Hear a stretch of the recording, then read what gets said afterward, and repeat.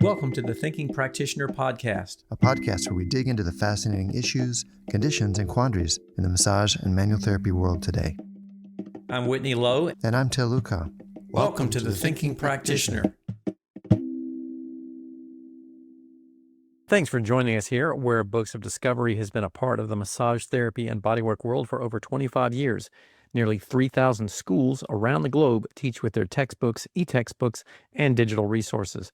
Books of Discovery likes to say that learning adventures start here, and they find that same spirit here on the Thinking Practitioner podcast and are proud to support our work, knowing that we share the mission of bringing the massage and bodywork community thought-provoking and enlivening content that advances our profession.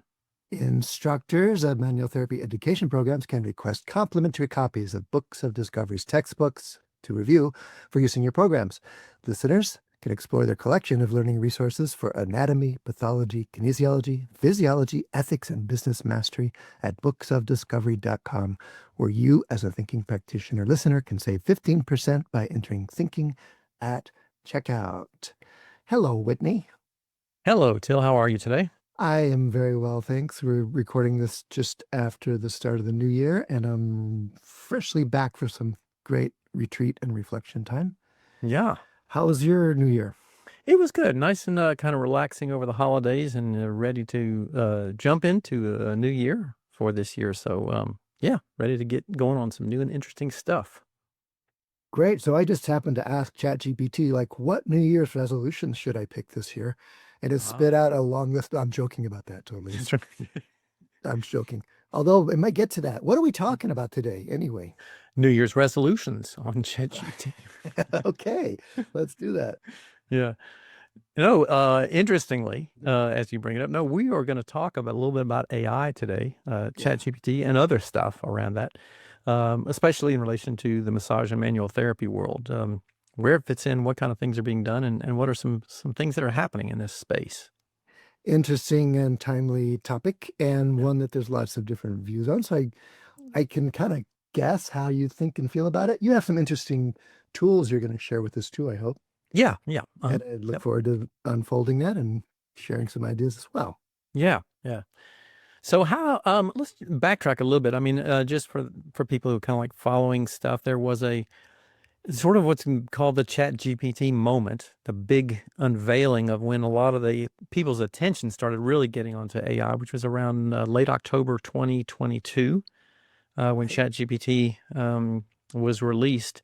How did you get? Well, first of all, let's just lay the groundwork out there. Are you an AI user or an AI refuser? I guess I am a known user.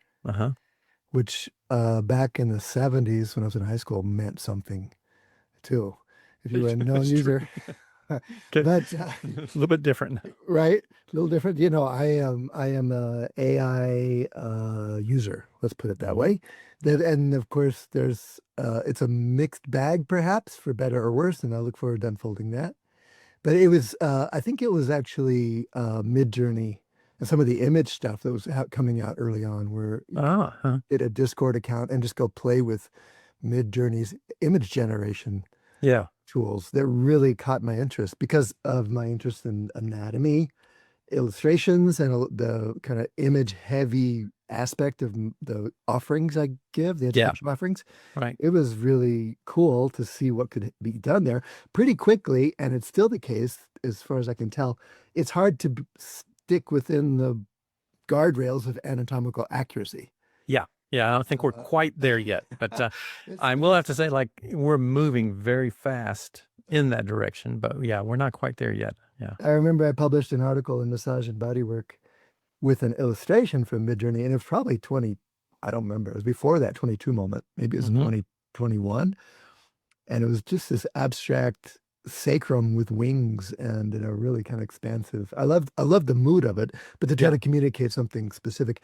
I mean, recently we were working, a little team here was working, can we update some of our images and make them even better?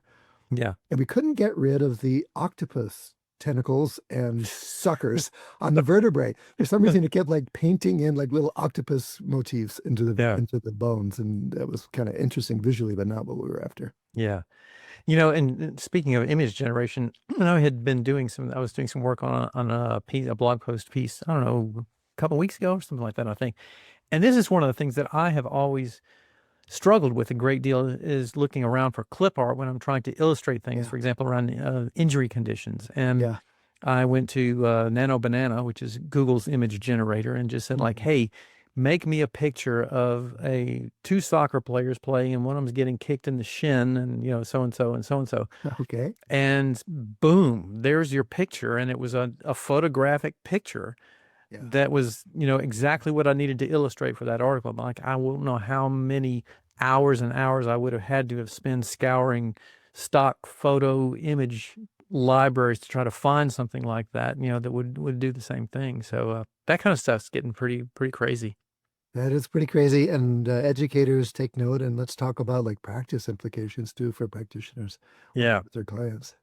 How about you? Where did you first get exposed to it, and do you use it regularly? That kind of Yeah, so I'm a serious geek on AI stuff and use it all the time, every day. And I hadn't messed around. It's funny when we talk about like, when did you start using AI? Anybody who's been using spell check in their Microsoft Word documents is using Good point. AI. Good point. So it really has been in with a lot of stuff. It's just like, to what degree? But the big kind of shift and change with some of these other things, Mid-Journey and what was another image generator thing at that time too that was really big. Yeah, right. Didn't stick. Dolly. Dolly. Yeah. Dolly, right. And Yep. yeah, so That was the original, yeah. yeah. So I started getting involved with shortly after the Chat GPT moment in late October 22. I think it was right after the turn of the year in 23. I kept hearing a lot of buzz about this thing, like, what is this Chat GPT thing? And so I went and checked it out, and I started thinking and looking at this thing. Oh man, this is going to change a lot of stuff. I can see kind of like where this is going. And so I started looking at a lot of different ways that I might use it, mainly for all kinds of things around stuff in the business, automations, research, analysis of things, and just keep finding new and different ways to use it. And then also, finding a lot of ways in which it doesn't do what it's cracked up to be, or doesn't fit the mold of what really is good. And unfortunately, it's become the kind of thing that's made it really easy for people to produce a ton of just generic content slop really easily. And that's given some degree of it a bad rap, but it's also able to do some really, really incredible things that I have found especially in the education realm of what I'm trying to do with education things. Yeah. Well, so we're going to dig into that, but what do you think most massage therapists associate with AI, or what do you find that people are assuming or responding to when they think about it? Yeah, you know what? And I talk about AI a little bit in the classes that I'm in, teaching people, and also in our online program. It's and I always ask, like, what kind of things are you all doing? And it's pretty common that there's a lot of people who've maybe messed around with it just a little bit, but basically use it like a Google search engine and just like ask it simple questions. And then they kind of like, yeah, this is interesting. It doesn't really do much though. And then kind of leave it alone and walk away. And I think a lot of that is because a lot of the people who are in our field are not overtly drawn to technology naturally, and just somewhat kind of shy away from it and don't want to get terribly involved with it. But I also try to let people know there's a lot of ways in which this could help you in managing your business, managing some of your marketing and promotions, and doing research and looking up information on client conditions and things like that. So there's a lot of things that I think it could potentially do. And I think it's growing into a place where it's going to become much more significant in the educational area first, I think, more so than in clinical practice. Are there ways that it's already influencing us that you don't think we're generally aware of? Yeah, I think so.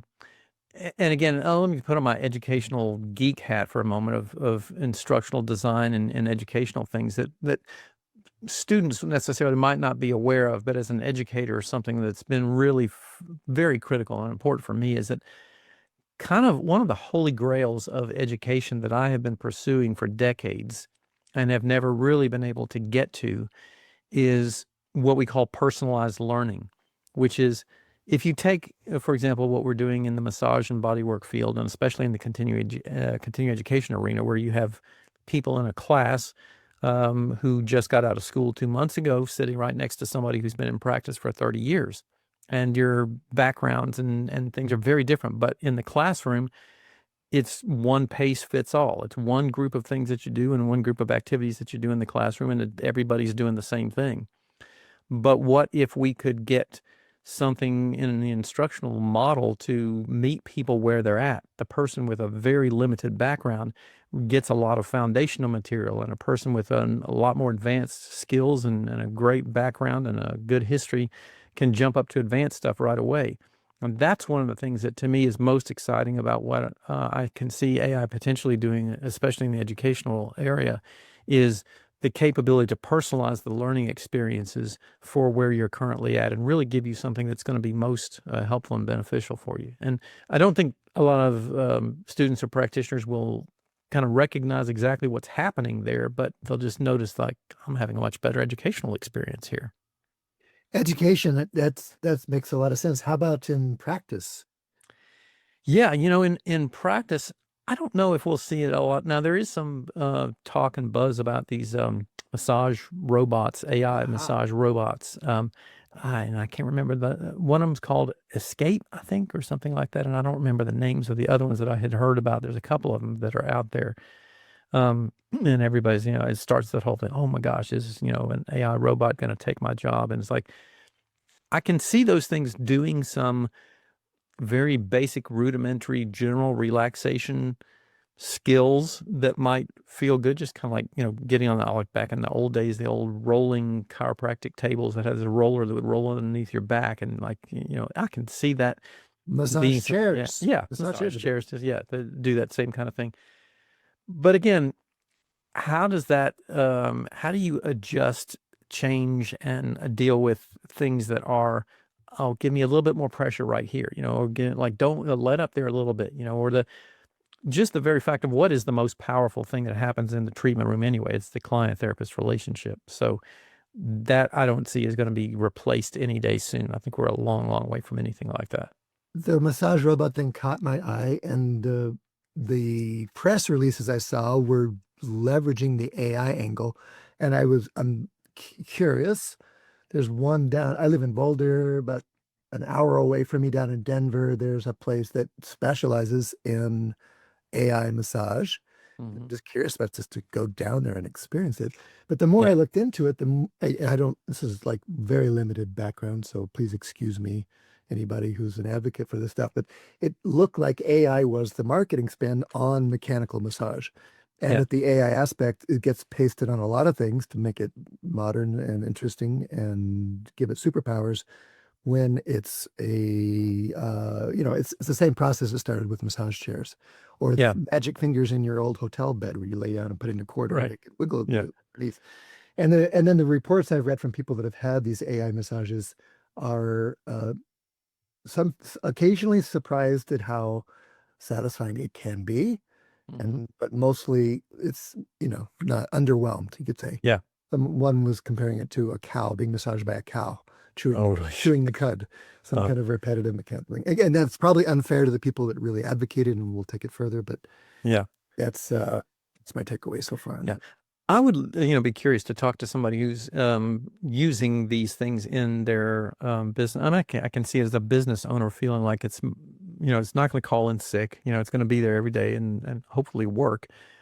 But the first time one of those things hurts somebody, that's going to really open up an interesting can of worms, because who is responsible at that point for the inappropriate practice, whatever it did that hurt somebody? Is this the owner of the business, or is this the maker of the device? There's a lot of things that I think are potentially challenging, and certainly I don't think for a lot of what people come to massage and bodywork experiences for, that unique experience with that particular individual, we're way long time off from something like that being able to reproduce those things. It's a different episode, but there's also instrument assisted work and just the rise of massage guns and how Yeah. common those are.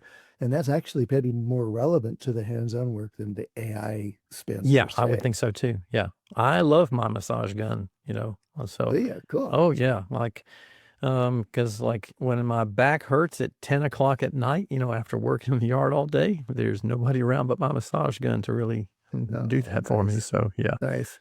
I should remember my massage gun. I've been given a couple over the years, and somehow they just kind of languish in my bottom shelf. But I keep putting. Yeah, I played around with several of them that they weren't really good, but I got one that I really like now. It's Well, we'll contact them, see if they want to be a sponsor. yeah, sharper image. How about it? So, Okay. and again, I'm just gonna like blatantly say this is really simple. It's like a Costco device, but it worked really well, or works really well. So I like it. Okay, so there's an implication here for AI saying that isn't AI just a tool? And like any other tool, it has pluses and minuses. Yeah, I think so. I mean, I certainly envision it that way. And I think there's a lot of hype clearly around it. I mean, like businesses just jump on, their marketing thing and anything they can say with AI, and it makes it sound like they're on the cutting edge of stuff. But then there's Okay, been some, listeners, you can now say legitimately that you have listened to an AI-informed podcast. there you go. That's right. That's right. Spin that away. Take it Yeah. away. There you go. So yeah, you're AI infused for your Let's go. practice. How about that? Yeah. Okay, so Whitney, where does AI not belong in massage and manual therapy? Where might it be helpful? How do we sort that through? Yeah. So I think where I see people making some of the biggest mistakes is where they try to broadcast replace what they're doing with AI somehow or other, because it can do things, just doesn't necessarily mean it can do things well. Some of that might be, like writing pieces and, blog posts or promotional things that you might do for your practice. Yeah, you can churn out a whole bunch of stuff with AI. Doesn't necessarily mean that it will be, done well. And then you got to check things. Here's the other thing is that, the way AI engines are built, they're designed to answer inquiries, questions, and things that you pose to them.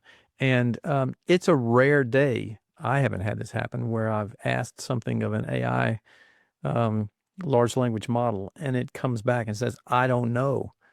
What it does instead is make something up. And oftentimes it's making this up because it's putting together, the way they work is they're pulling together pieces of information from different areas that they think go together because there's a statistical likelihood that these words have gone together before in this pattern. And that can end up producing incorrect information, which we call a hallucination. And that's something that I encourage people to be very careful of is, you really need to check what's coming out on the other end. I did a bunch of reading. This was back in the Chat GPT 3 point something days. So it's been a couple of years, maybe even, but just to try to understand how it was coming up with what it was. And it's fascinating that the model, at least that's my large language model reasoning, was based on associations in our common body of knowledge. It was basically it wasn't even doing syllables or words. I'm sorry, it wasn't even doing words. It was doing phonemes, parts of words that it would take apart and look to see how often these things went together. Yeah. And then it would predict what would be the next thing that typically would come after whatever it was querying. And so it made me realize that AI was really good at sounding good. Yeah. That was its biggest skill, is getting us what we think would be like amazing. And it often wows us with how good it sounds. But like you said, it's not really always yet based on fact checking what's, factual. It's based on what's going to get the biggest response from the listener going, that sounds right. That sounds really good. Yeah. And there's been a lot of talk in the AI community too about its sycophancy. In essence, it's wanting you to think that what you're saying is a great idea. Like when you ask it, hey, should I, start marketing my practice to, corporate CEO executives? Or, yeah, that sounds like a great idea. Well, it's not really a great idea for a number of different reasons. And so there's been some pushback in terms of the way they train the models to not be quite so accepting of every idea and like be a bit more critical and realistic. Before we get to some of the more specifics, are there any other misunderstandings or fears you see in massage therapy that you want to bring up or think through?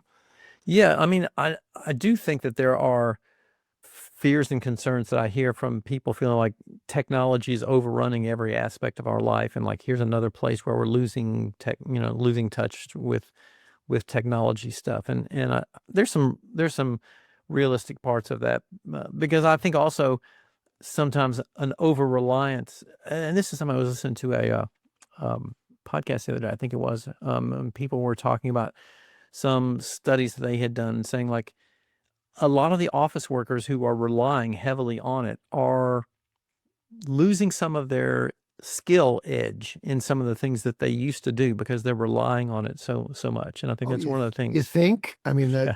that's like, it's crazy Yeah. how easy it makes things and how often I'll find myself going to the AI tool rather than doing it the old longhand way that I used to think it through with. So, Yeah. yeah. So there's lots of, not just office workers, but I think all of us who use it have to confront that. Yeah. But like any amazing tool, it helps us do amazing things and it takes over the work we used to do to accomplish that. I mean, cars, automobiles did that. Mhm. They made us really lazy. They Yeah. got us places amazingly well, but at a cost. Yeah. Right. What about you? Do you see any other things that I've missed, concerns or of Yeah, there's overuse or whatever? well, the dehumanizing, Yeah. so that we end up relying more on technology and less on touch. The crutch thing where we, like I just mentioned, we go to Yeah. it because it's so easy and sounds so good. The overconfidence you've mentioned of just relying on what sounds awesome. Hmm.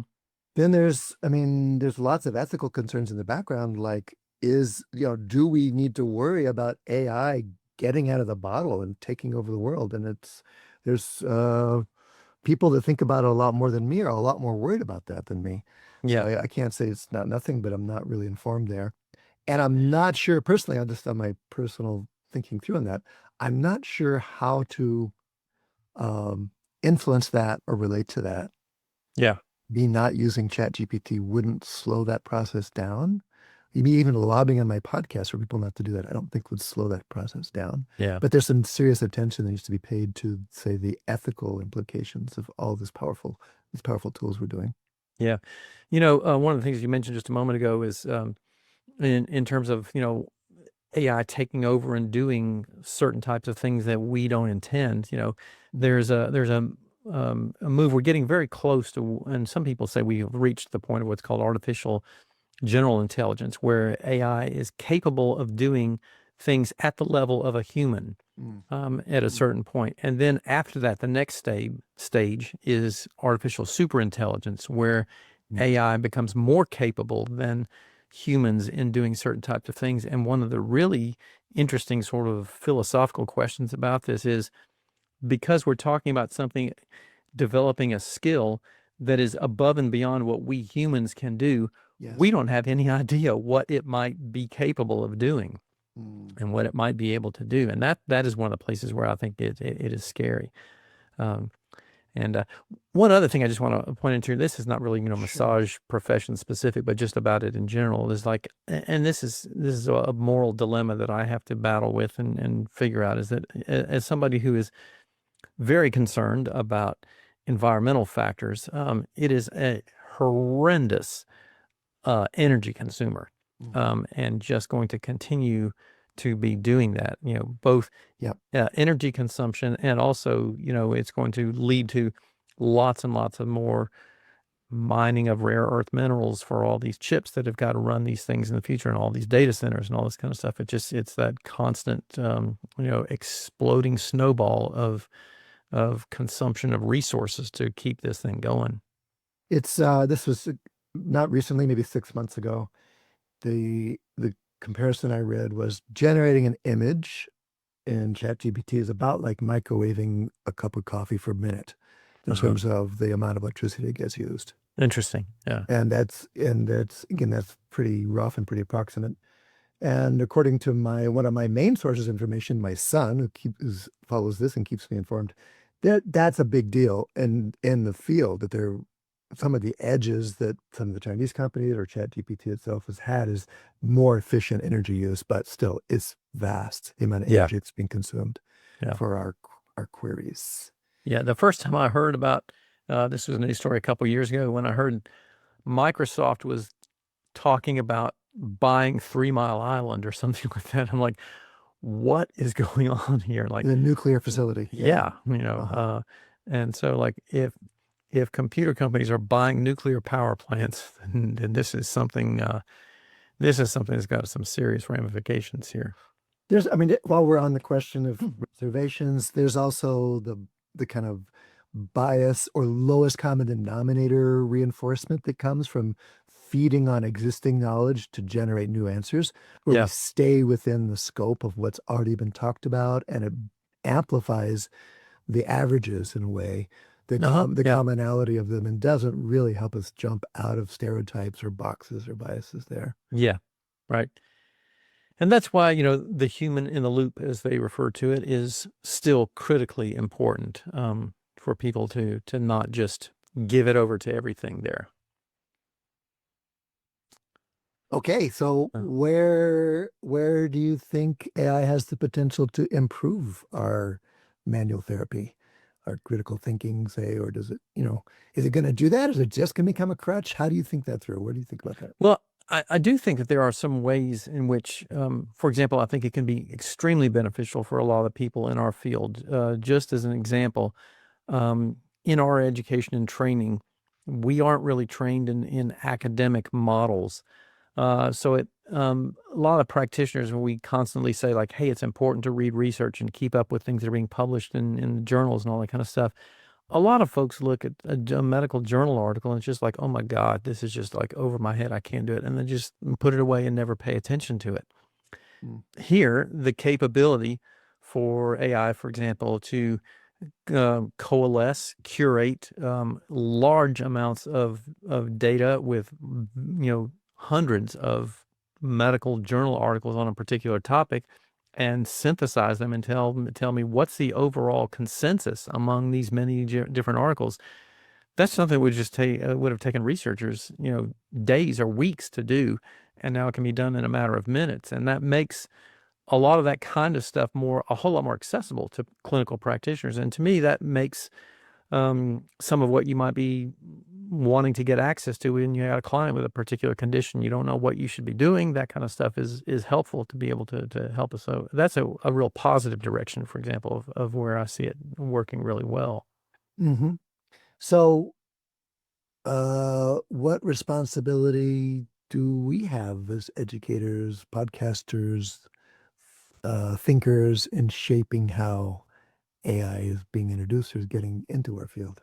I think especially for us as educators, this is kind of interesting. And I think you and I had a discussion about this at one point a little while back too, about, looking at what happened with AI in the academic community when it came out. There were all of these um, schools, organizations, colleges and universities, even some of them um, banning Chat GPT and banning AI because it was so easy to use it to cheat, to write your papers for you and produce your academic content. And it's one of those things like I think that's really the wrong approach because you're not gonna put the cap on something like this that is this transformative and has this kind of power. What you're gonna do, Model, yeah. yeah, what you're gonna do basically is stifle the students that you are training to go out in the workforce to where they're going to have to use these tools, and all of a sudden, you're not training them to use these tools appropriately. So I think what could happen out of this, or what should happen out of this, is for educators, is it changes our way of really thinking about education and how we train people for things, and maybe like find some ways to creatively use some of these tools responsibly. And maybe it's time for us to kind of like give up on the college essay. Maybe that's not really the best learning tool. Interesting. Yeah. I do some, it's hiring people to work in our organization. I do a couple work samples, Mhm. and pretty clearly within the last year or more, use getting a lot of AI generated stuff back. Mhm. So what I started asking was, tell me the prompts you use to get your answer. Mm-hmm. So I was essentially asking them to use the tools and to tell me how they're using the tools. Yeah. I don't know. That's, again, there's people that think much harder and broader than I do about this, but this is one of the transitions we're thinking about, like, how do we use these tools in a way that's skillful as well? Yeah. Yeah. I think it's, kind of a corollary to that is the way in which things changed dramatically when the internet became a thing and we were able to communicate and interact on this vast, larger scale that we weren't able to do before. It changed a lot of things, and there were some people that were, calling it, the not a really good thing at that point, but it was a lot slower, actually. I think in becoming just an integral, irreplaceable part of people's lives, which it has now become. AI is moving way, way faster than that in terms of its influence. Each one of these new tools has upped the pace of adoption too. Yeah. Whether it was the internet or voicemail was one. Voicemail changed the way things were happening. Yeah. Before that, again, automobiles. There's this history of technology and how they escalating pace of what's going on.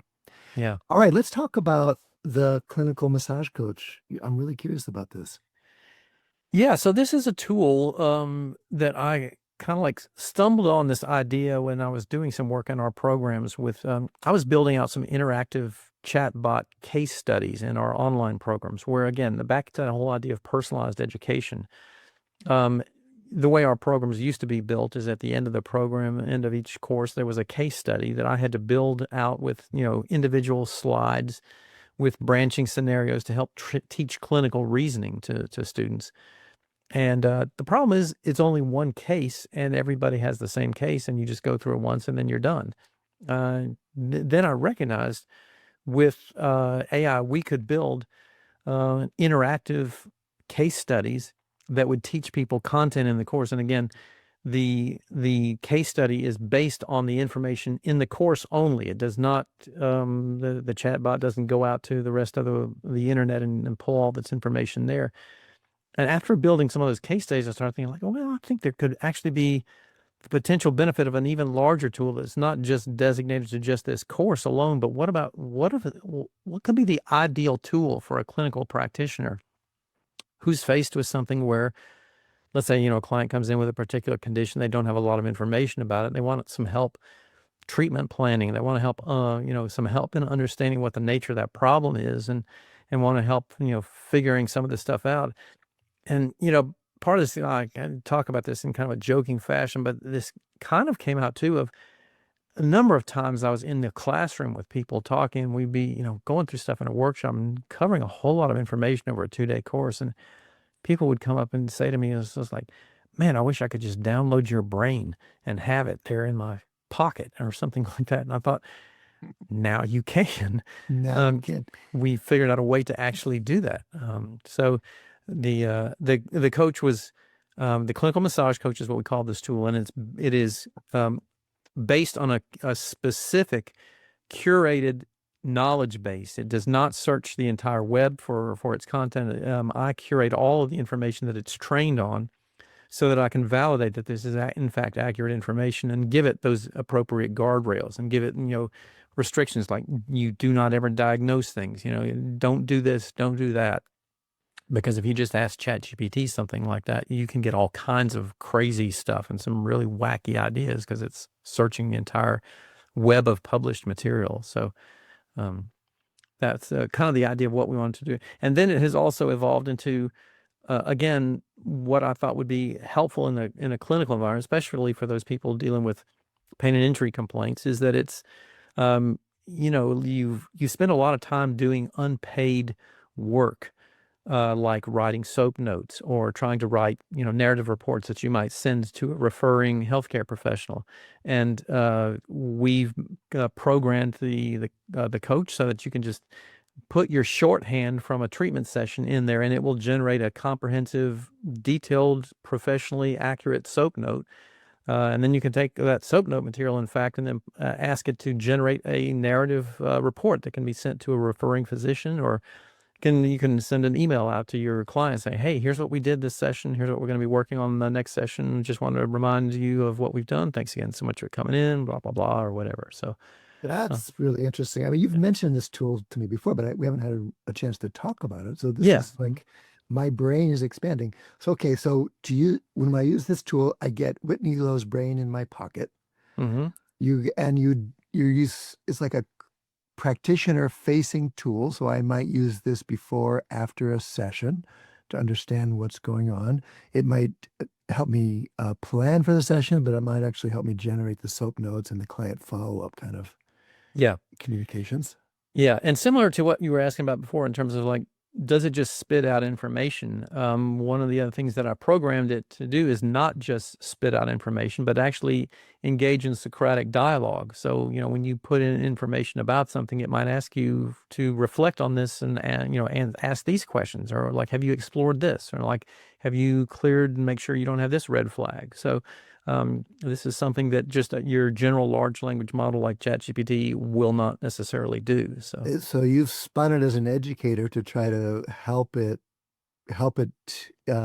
practitioners reason rather than just read off the script that they're getting through. yeah, exactly. So again, as an educational tool is always the driving force for me behind what this thing is about. It's an administrative help in a number of different areas, but also most importantly, a good educational tool that's not just going to make you be relying on it as a crutch, because it's going to make you think. It's going to make you have to answer some or think about things the way you inquire with it.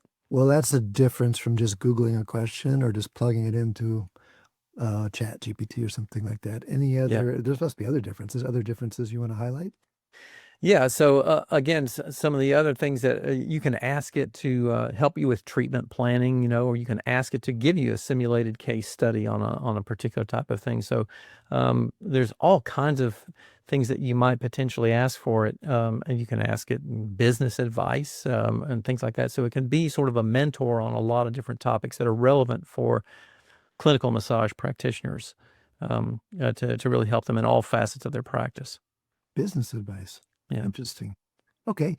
So what kind of therapist did you have in mind when you're designing it? Who would benefit the most? Is it for students, entry-level people, old timers like me? Yeah. Who's gonna I think it could be potentially useful for all those different groups on sort of different levels.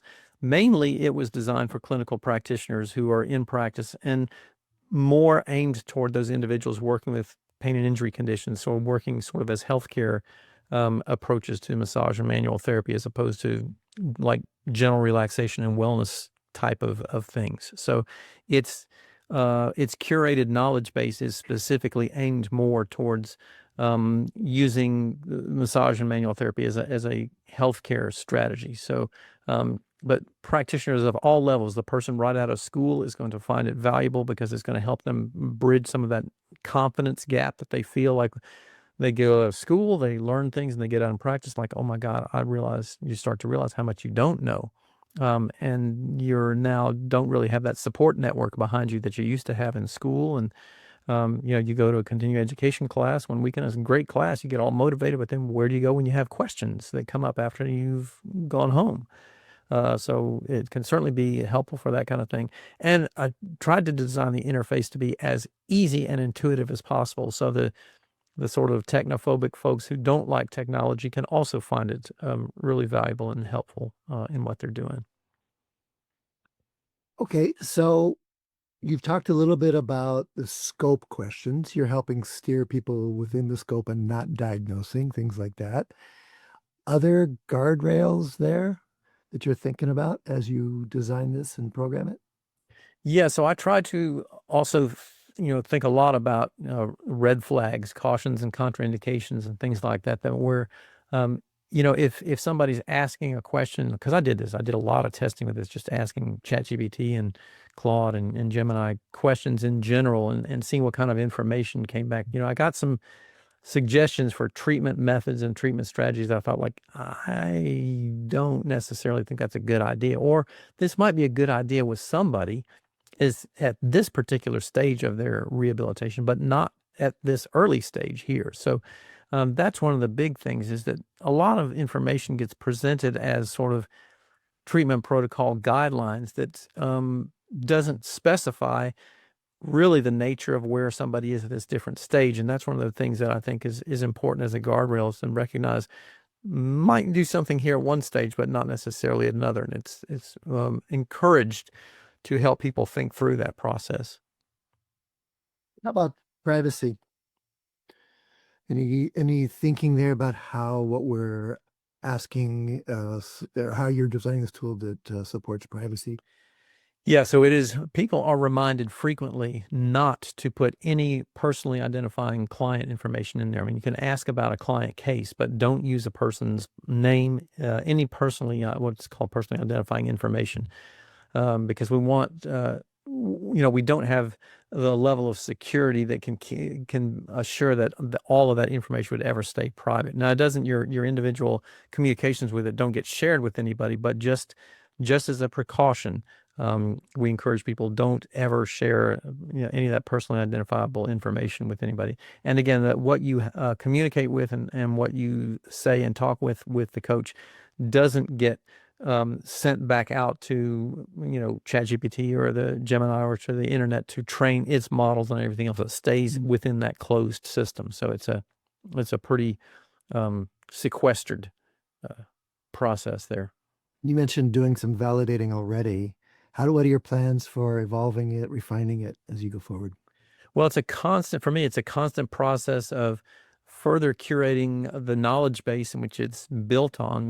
Doing, like, what I do is I go and look up large numbers of medical journal articles on particular conditions that are relevant for manual therapy approaches, read those, vet those, and then certain of those articles would get coalesced and curated into the detailed knowledge base. And so, I mean, we've got like a lot of different conditions that I want to eventually cover that aren't in there yet, that we will continue to build that out and make it more robust. And also, talking to our user base over the course of the next, years or whatever, find like, how are people using it? What do you want it to be able to do that it can't do? Or what do you find most useful? And just listen to people and see where it could potentially evolve. And right now it is inside our learning management system for people who are enrolled in our orthopedic medical massage specialist certificate program.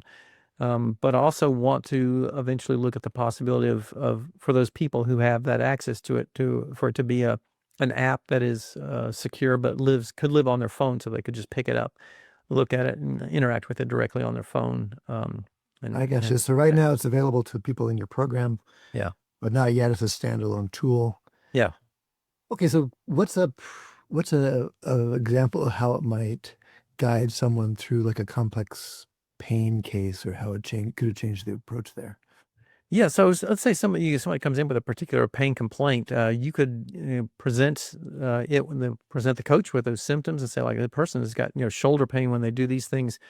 What kinds of things should I be thinking about? It's not going to give you one particular answer, but it might say, I would look at like all of these different possibilities. Do you want to explore some of them in more detail? And you could just say yes. And it might say, well, what were the results from your range of motion evaluations? I didn't really do that. Well, okay, go do that first, and then come back and tell me what you found. And then we'll narrow that down a little bit further. So it is going to kind of help prod you to be more thorough and comprehensive in what you're doing with your evaluation process to come at things. And then you can construct a more appropriate treatment plan based on the good information that you've really gathered there about it.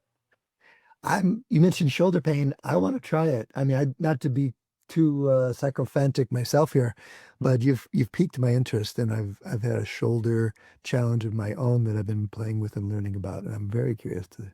Yeah, okay, we'll get you in there and let you do that. Yeah, for sure. Okay, what else do you want us to know about it before we begin to wrap up?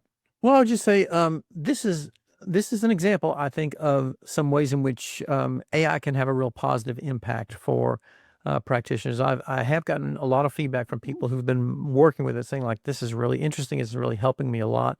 And so I want to try to hear from more people, like how they want to use it, what they want it to do, what kind of things can they feel like they can get from it to really make it a much more effective clinical tool. My goal was to try to, find something that can help deal with a lot of the key pain points that clinical practitioners have. One is that knowledge gap of not really having all the information that they need accessible to them and the whole decision-making process. And the other part of this is there's a lot of unpaid hours doing paperwork and all that kind of stuff that practitioners have to go through. And this can really help them in a lot of those different strategies.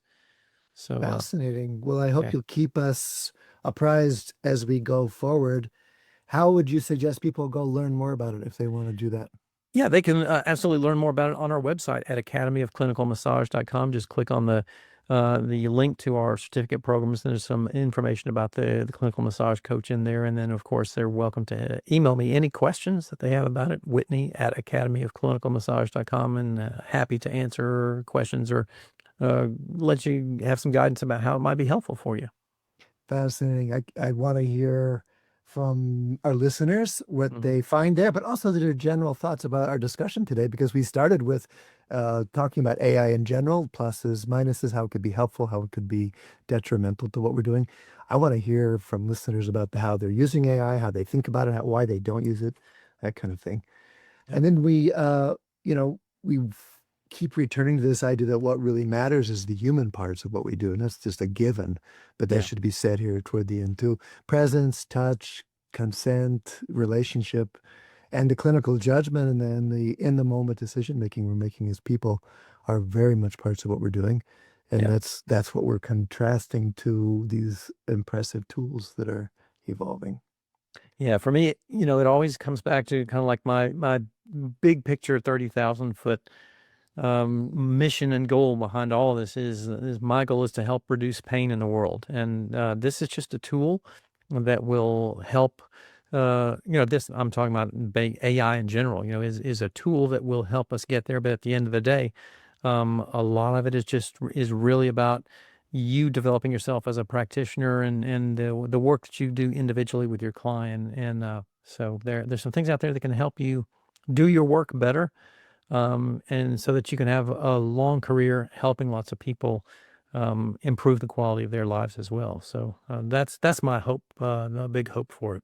Thank you for that, Whitney. And you and I, as AI-friendly people, are excited about this. But I'm serious. I want to hear from the listeners who say we should never touch AI or whatever the other points of view is. I want to hear about that.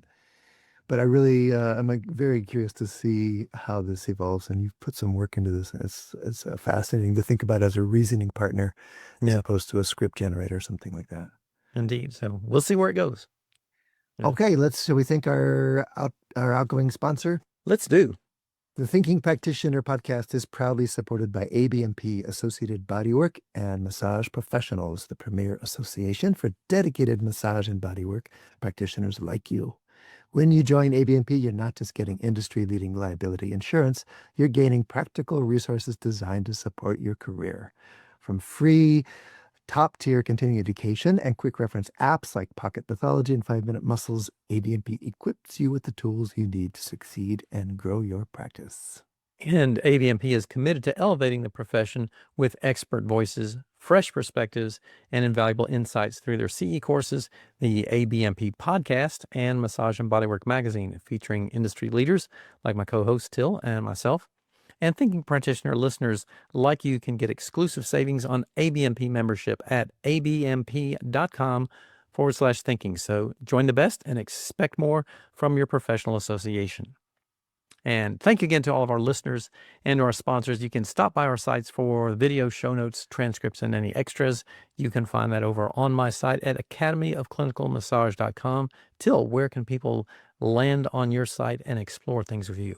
All this podcast stuff and all the things I offer are at advanced-trainings.com. And we want to hear from you, listeners, your input about the show in general, this episode. You can email us at info@thethinkingpractitioner.com. If you use AI to generate your email to us, just let me know what prompts you fed it to get the response that you're sending us. I want to hear all that. And you can look for us on social media and YouTube under our names. My name, Til Luchau. Whitney Lowe, what is your name? Today, my name is Whitney Lowe, and you can find us over there as well. We would appreciate it also if you could rate us on Spotify or Apple Podcast. It actually really does help other people find the show, and we want to keep doing this. So please take a few seconds to do that. And thanks again as always, for listening, sharing the word, and do tell a friend. So we'll see you in the next episode. Thanks, Whitney. Thanks for today. See ya, everybody. Okay, sounds good.